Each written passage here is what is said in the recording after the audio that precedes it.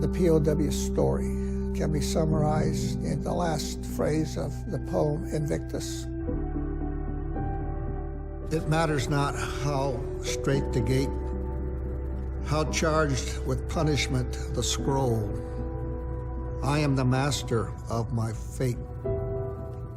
I am the captain of my soul.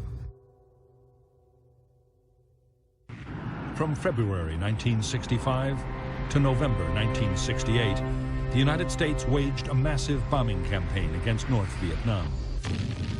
Operation Rolling Thunder sent American warplanes against heavily defended targets.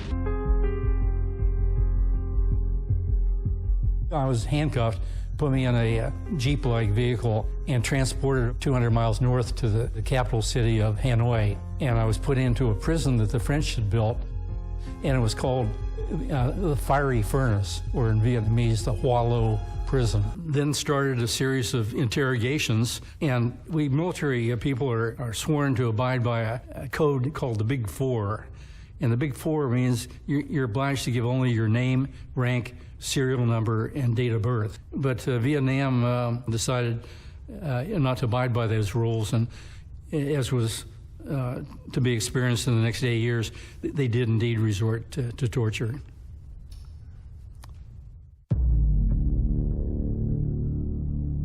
It was 1966 that things started to get rough.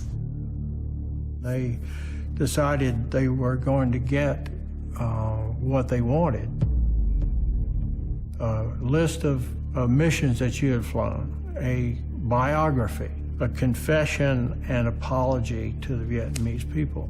That's what they wanted. And I wasn't gonna give them that.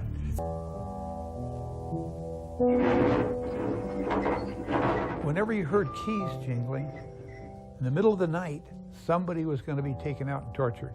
So, you know, the psychological fear of somebody taking you out in the middle of the night and you're helpless, that was pretty powerful, pretty scary stuff. I took it as long as I possibly could, and I finally had to say, I give. It was the most devastating moment of my life.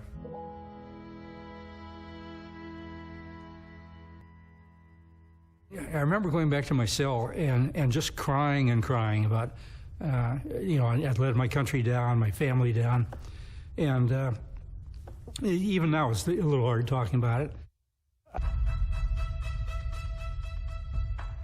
In Heartbreak Hotel, they said, if you continue to not talk to us, we're going to move you to a worse place.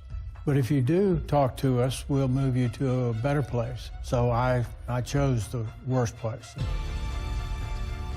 So that night they blindfolded me and marched me up to another cell block, and they opened this door and they took the blindfold off and shoved me into this room, and they said, you must care for Cherry. There was Fred Cherry, a black man, and Air Force Major. That this was their idea of a worse place, to put me in with a black man, a young Southern white boy, in with a black Air Force officer. They thought that was really going to turn us against each other and break us down in some way. It was just the opposite of what they thought was going to happen.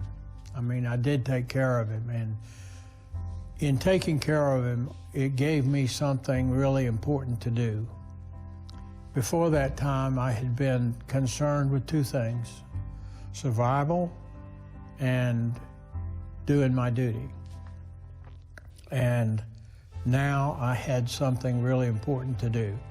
It was to help this man. And he says that I saved his life, and that might be true, but I always say that in a way he saved my life, because I was put into this situation, and now I had an entirely different outlook on captivity.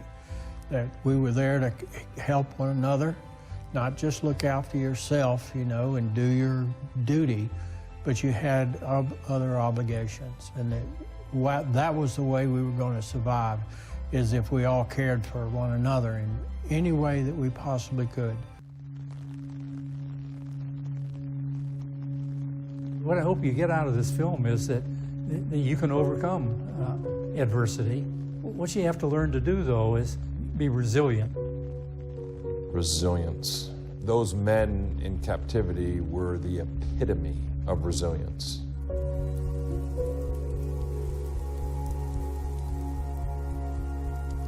We want the midshipmen to learn how to be resilient.